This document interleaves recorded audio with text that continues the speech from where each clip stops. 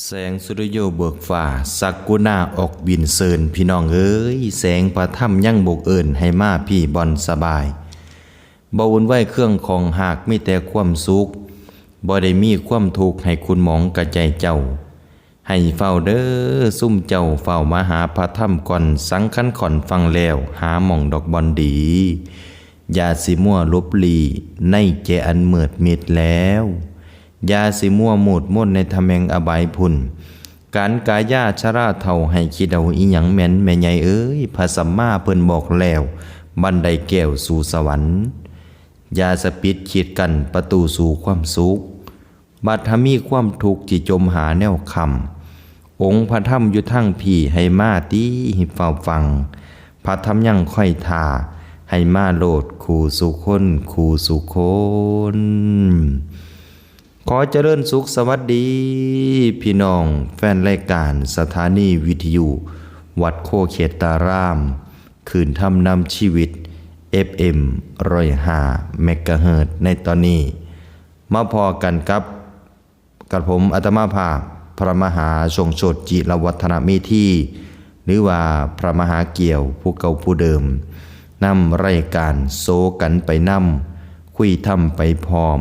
หลังจากที่พี่น้องเฮาฟังรายการจากทางสถานีวิทยุมาตั้งแต่เช้าจนว่าฮอดยามเที่ยงมื้อนี้ดีอกดีใจที่ได้มาพบปะคุณพ่อคุณแม่พี่น้องญาติธรรมได้เฮาผู้แฟนรายการและผู้เคยสนับสนุนรายการผู้เก่าผู้เดิมมื้อนี้อาตมาภาพพระมหาทรงโสดหรือว่าพระมหาเกี่ยวกลับมาแล้วเด้อพี่น้องเด้อหลังจากเดินทางไปแสดงธรรมทั่วภาคอีสานและในภูมิภาคประเทศไทยหลายตัวจังหวัดพี่น้องเกือ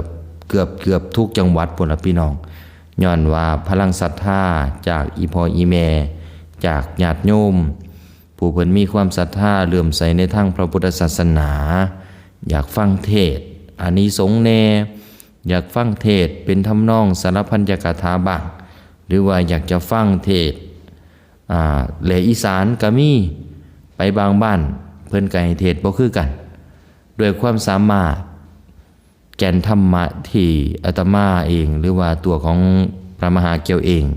ก็ได้ศึกษาเราเรียนจากทางวัดโคเขตารามได้ธรรมะมาแลกเปลี่ยนจากพ่อแม่ครูบาอาจารย์มากะนำมาเผยแผ่เป็นกงเกวียนหรือว่าเป็นหลอดธรรมจักรขับเคลื่อนธรรมะเผยแผ่สู่สาธารณประชาชนที่พี่น้องเพิ่นให้ความเริ่มใสมาเฮาก็ต้องแสดงธรรมไปแสดงธรรมให้เพิ่นได้ฟังคือจังมื้อนี้ก็ถือว่าเป็นมื้อดีเป็นโอกาสดีที่ตัวของอาตมาได้โง่กลับมาเบิ่งทางสถานีวิทยุทุกครั้งก็เบิ่งตลอดล่ะพี่น้องนะครับบางมื้ออาจจะได้ยินบ้างบางมือก็อาจจะบ่ได้ยินเพราะว่าบางมือมันสัญญาณเน็ตมันบ่มีมันก็บ่สามารถที่จะเชื่อมต่อขึ้นสู่ดาวเทียมได้บางมืออยู่จังหวัดกำแพงเพชรเทศอยู่พุ่นแต่ว่าส่งสัญญาณมาทางอำเภอน้ำสมอุดรธานีให้พี่น้องเฮา4จังหวัดได้ฟังบ่ว่าจะเป็นจังหวัดเลยจังหวัดอุดรธานีและจังหวัดหนองบัวลำพูพร้อมด้วยจังหวัดหนองคายนี่เพิ่นก็ให้เกียรติตามรับฟังโดยดีเสมอภาคเพราะฉะนั้นมื้อนี้ก็ลูกหลานเนาะในนามวัดโคเขตารามอาตมาพระมหาเกี่ยวเป็นผู้ดูแลสถานีวิทยุอยู่นี่เป็นผู้ผลิตรายการสื่อโฆษณาและประชาสัมพันธ์อยู่ทางวัดโคเขตารามก็ยังอยู่คือเก่าล่ะพี่น้องบ่จะนำรายการมื้อเช้านี้ก็เปิดมาลำเรื่องต่อก่อนทำนองขอนแก่นสลับซับเปลี่ยนกันไปแต่ละเดือนแต่ละมื้อแต่ละเว้นบางเทื่อฮอดครบฤดูกาลฮอดช่วงวันที่มันอาจจะกลับมาเล่นอันเก่าบ้างก็ต้องขออภัยพี่น้องเด้อเพราะว่าหมอลำที่ทางพระมหาไปจัดสรรหามาและไปเลือกคัดเฟ้นมาให้พี่น้องเฮาได้รับฟังนั่นล้วนตั้งแต่เป็นหมอลำเก่าเป็นหมอลำที่มีคติธรรมคำสอนในเรื่องลำนั้นๆบางคนเพิ่นฟังแล้วเพิ่นได้คติสอนคำก่อนก็มีบางคนเพิ่นฟังแล้วมาถือกับชีวิตผู้ขาแท้ท่านมหาก็มีบางคนผู้ฟังแล้วภูมิบ่มักฟังล่ำก็มีผู้มักฟังแต่ธรรมะล้วนก็มีมันก็นานาจิตตังแล้วพี่น้องเนาะหลายหูหลายคนฟัง ก็สิเอาตามใจพี่น้องเฮาทั่วไปทุกคนกับบ่ได้ก็ต้องขออภัยพี่น้องคุณผู้ฟังที่สลับรับฟังทางบ้านเอาจังได๋ก็แล้วแต่ทางพระมหาผู้ผลิตสื่อโฆษณาและประชาสัมพันธ์มาฝากตอนพี่น้องเฮาบ่ว่าจะเป็นรายการเทศและอีสานบ่ว่าจะเป็นรายการธรรมปฏิบัติบ่ว่าจะเป็นรายการธรรมบันเทิงก็ยังมอบสู่พี่น้องคุณผู้ฟังทุกท่านคือเก่าคือเดิมบางท่านบางคนอีพ่ออีแม่ผู้เพิ่นให้เกียรติตามรับฟังมาตลอดเพิ่นกะรอคอยฟัง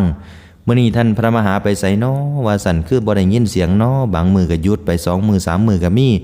บางมื้อฟังหมอลำม่วนๆไปหยุดกะทันหันก็มีญาติโยมสาธุชนทั้งหลายอาตมาการจะขอแจ้งประชาสัมพันธ์พี่น้องไว้ณโอกาสนี้ว่าช่วงนี้มันเป็นช่วงฤดูร้อนช่วงหน้าแล้งเดือน3เดือน4เดือน5เดือน6นี่ล่ะฝนฟ้าอากาศมันก็มีแปรสภาพปวนแปรไปตามกาลเวลาและเป็นเรื่องธรรมดาของสภาพอากาศเพราะว่าเฮาอยู่บนโลกใบนี้มันก็ต้องมีพบมีเจอหลายสิ่งหลายอันพันอย่างบางมือฟ้าครึ้มมาพระมหากระไดส่งสัญญาณขึ้นดาวเทียมและสั่งปิดกระทันหันก็มีบางมือบ่ได้ปิดกระทันหันก็มีเทิงย่านฟ้าลงสถานีก็มีบางเทื่อก็ให้ลูกหลานผู้เพิ่นดูแลสถานีวิทยุอยู่ทางนี้ท่าให้เพิ่นได้เบิ่งให้ก็มีเพราะฉะนั้นอีพ่ออีแม่เฮาผู้มงคลผู้สนับรับฟังทางบ้านคันเห็นอากาศครึมๆแน่นี่ทางสถานีเฮานี่ก็สิหยุดกระจายเสียงแบบกระทันหันก็ต้องขออภัยพี่น้องคุณผู้ฟังทางบ้านเด้อเอาเป็นจังไดพี่น้องอยู่ดีสำบายกันสู้ขู่สู้คนบ่ด้วยความคิดฮอดเนาะอีพ่ออีแม่เนาะอย่าสะลืมลูกหลานเด้อมาหาเกี่ยวผู้เก่าผู้เดิมพญาย่อยนำมาฝากตอนพี่น้องเฮาคือเก่าคือเดิมนั่นล่ะเนาะพี่น้องเนาะในช่วงนี้พบกับรายการโสกันไปนำคุยถ้ำไปพร้อมกับอาตมาพระมหาเกี่ยวมื้อเช้าเฮาก็ฟังร้องฟังล่ำไปแล้วหลังจากอาตมาเข้ารายการแล้วก็สิเป็นรายการธรรมะบันเทิงเด้คำว่าธรรมะบันเทิงในที่นี้ก็หมายถึงว่ารายการเทศและอีสานที่จะอนุรักษ์ไว้ให้ตราบนานเท่านานนั่นก็คือเทศเป็นทำนองสารพันยกถาเป็นนิทานชาวดกบังเป็นนิทานปะล่ำปะล่าบังและเป็นนิทานวรรณคดีอีสานยกตัวอย่างเช่นคูรูนางอัวผาแดงนางไอนกกระย่างขาวลีลาวดีเศรษฐีขี่ที่บุญบ่สมบวชไม่ตั้งป่องพี่น้องตั้งใจกันที่บางเทื่ออาตมาก็เอาเทพเจ้าของที่ไปเทศมองหันมองนี้กับครูบาอาจารย์มาเปิดให้อีพ่ออีแม่พี่น้องผู้เป็นแฟนคลับแฟนรายการสถานีวิทยุอยู่ทางบ้านได้สรับรับฟังก็มีบางเทื่อกะสลับสับเปลี่ยนกับคณะอื่นๆที่เพิ่นบันทึกไว้ขออนุญาตเพิ่นเอามาเปิดเผยแพร่ให้คุณพ่อคุณแม่เฮาฟังก็มีเพราะฉะนั้นอีพ่ออีแม่เฮาก็ฟังหลายหลากครูบาอาจารย์ที่นำมาเทศนำมาเปิดให้คุณพ่อคุณแม่เฮาฟังเนาะผู้บางคนก็โอ้มักเด้คันว่าฮอดในช่วงรายการเทศและอีสานมาฮอดนี่เปิดฟังบางเที่ยนี่อาตมาเปิดมาล่ำเรื่องนี่ช่วงเวลา 3:00 นไปหา 5:00 นนี่2 ชั่วโมงกว่าๆนี่พี่น้องเฮาก็นั่งตั้งใจจดใจจ่อฟังบางเทื่ออาจสิมีสลับเพลงบ้างเพื่อให้พี่น้องบ่เซ็งในการฟังบ่ให้เบื่อในการฟังบางเทื่ออาจจะมีล่ำลองเป็นคติเตือนใจบ้างหลายๆคนที่เพิ่นบันทึกไว้อาตมาก็ไปสรรหาเลือกเฟ้นมาเป็นฝ่ายเทคนิคและผลิตรายการสื่อโฆษณาและประชาสัมพันธ์ให้พี่น้องเฮาฟังอยู่ตลอดเพราะฉะนั้นก็ขอบอกขอบใจอนุโมทนาขอบพระคุณพี่น้องเด้อที่ยังบ่ถิ่มบ่ปะบ่ระบ่ว่างทางวัดโคเกตารามเนาะเอาก่อนอื่นช่วงนี้ช่วงแรกเข้าสู่การพบปะพี่น้องโดนๆจังได้มาเข้ารายการก็คือทางวัดโคเกตารามโดยพระครูอุดรสุนทรเขตรองเจ้าคณะอำเภอน้ำโสมเจ้าวาดวัดโคเกตารามก็เป็นอยู่ในช่วงการเปิดรับสมัครฤดูกาลที่พี่น้องลูกหลานบ้านเฮาอยู่ในช่วงปิดเทอมบ่อยากให้ลูกหลานไปเล่นน้ำเล่นน้องบ่อยากให้ลูกหลานไปขี่มอเตอร์ไซค์บ่อยากให้ลูกหลานไปติดกาวติดสิ่งเสพติดที่บ่ดีหรือว่าอยากจะมาบวชภาคฤดูร้อนเพิ่นก็ยังรับสมัครอยู่หรือว่าบวชภาคฤดูร้อนแล้วบ่อยากไปเรียนข้างนอกค่าใช้จ่ายมันสูงจังซี่ก็สามารถฝากลูกฝากหลานได้มาเรียนอยู่ที่วัดโคเกตารามซึ่งเปิดรับสมัคร มัธยมตอนต้นและมัธยมตอนปลายคำว่ามัธยมตอนต้นนี่ก็คือเขาเรียนต่อม.1 ถึงม.3 จบม.3 แล้วอยากเรียนต่อม.4 ถึงม.6 อยู่ที่วัดโคเขตตารามมีมัธยมต้นและมัธยมปลายฝากประชาสัมพันธ์พี่น้องเด้อโอ้ข้างนอกเศรษฐกิจมันบ่ดีปานนี้หรอกท่านมาหาแม่ก็เลี้ยงหลานเนาะพอกับแม่เขาไปเฮ็ดงานกรุงเทพกรุงไทยซุมื้อนี้ค่าน้ำมูกน้ำมันค่าข้องชีพก็แพงค่าแรงก็บ่ขึ้นถูกลงแต่จะซื้อผงชูรสกินซุมื้อนี้ก็ยังยากอยู่ว่าซั่นพามาหาแม่ก็มีลูกมีหลานอยู่ดอกอยากให้ลูกให้หลานไปร่ำไปเรียนบวชเรียนเขียนอ่านได้เค้นพระเขาเค้นจังหันครูบาอาจารย์รับบาตรพ่อแม่ครูบาอาจารย์เป็นลูกศิษย์วัดลูกศิษย์ว่าเฮ็ดจังได๋นอว่าซั่นโทรมาพี่น้องโทรเข้ามาที่เบอร์โทรศัพท์061 051 7123นะครับ061 051 7123อันนี้เบอร์ของพระมหาเองสามารถติดต่อโทรมาได้และอีกเบอร์หนึ่งเบอร์ทางหลวงพ่อพระครูอุดรสุนทรเขตจังหวัดวัดโคเขตตารามผู้จัดการโรงเรียน095 764 0534 095 764 0534อเนกาขอนำเรียนประกาศและประชาสัมพันธ์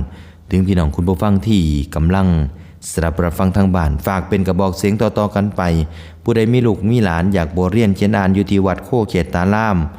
บ่ต้องห่วงพี่น้องบวชฟรีเรียนฟรีมีทุนการศึกษาให้สมุดหนังสือดินสอประกาศลิขิตเครื่องใส่ฟรีที่พักฟรีการบวชได้เสียเงินเสียค่าบ่ได้เสียดอกพี่น้องซึ่งพระครูอุดรนี่เพิ่นก็เป็นอุปชาเองเพิ่นก็สิบวชให้เป็นการสนับสนุนลูกหลานเฮาผู้ที่อยากมีโอกาสอยากร่ำอยากเรียนเรียนเนี่ยเรียนยากบ่สามารถนำวุฒิการศึกษานี่มาต่อยอดข้างนอกได้บ่หาแท้ลูกหลานผู้ขาบวชเรียนไปแล้วมันจะเสียโอกาสบ่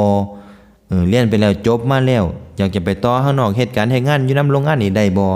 ได้คือกันพี่น้องได้คือกันเป็นเจ้าเป็นนายเป็นครูก็ได้คือกันหรือว่าบ่อยากศึกในช่วงจบม.6 แล้วอยากเรียนต่อระดับปริญญาเพิ่นก็มีทุนการศึกษาส่งฟรีทุนพระราชทานอย่างดีพี่น้องเพิ่นก็สิส่งซื้อให้อันนี้ก็คือลดการใช้จ่ายของทางครอบครัวนะครับอันนี้คือฝากประชาสัมพันธ์พี่น้องเด้อม.1 ถึงม.3 และผู้ใดจบม.3 แล้วบ่อยากต่อหรือว่าอยากต่อม.4 อยู่วัดโคเขตก็ต่อม.4 ฮอดม.6 ได้คือกันสามารถนำวุฒิการศึกษาไปสมัครเรียนข้างนอกได้และไปทำการทำงานข้างนอกได้คือกันคือจังอาตมาผู้เว้าดำเนินรายการอยู่นี่ก็จบจากทางวัดโคเขตตารามก็มีความรู้ในเรียนหนังสือเนื้อหาก็จึงได้เผยแพร่ให้พี่น้องในทั่วภาคอีสานในทวีปประเทศไทยเฮาได้สดับฟังเป็นบทเทศเป็นบทกลเป็นการอนุรักษ์และสืบสานมรดกธรรมและมรดกไทยในภาคอีสานจากสำนักเทศวาทธรรมเสียงทองที่พี่น้องคงจะรู้นามฉายาของพระมหาเกี่ยวผู้เทศและอีสานและมหาเกี่ยวปัญญาอีสานในช่วงนี้เพื่อเป็นการบ่เสียเวลาในการสดับรับฟังรายการพี่น้องช่วงแรกแหกหมานมาพบพอกันย้อนความคิดฮอดคิดถึงอีพ่ออีแม่การอยากให้พี่น้องเฮาฟังรายการทางสถานีวิทยุฝากเพลงม่วนๆฝากล่ำลองม่วนๆจากทางสถานีวิทยุมอบสู่อ้อมอกอ้อมใจคุณลุงป้าแม่ย่าย่ายอย่าซาเฝ้าลืมมาหาเกี่ยวผู้เก่าผู้เดิมได้พี่น้องเด้อช่วงรายการช่วงที่2จังมาพอกันอีกครั้งหนึ่งจะเริ่นพร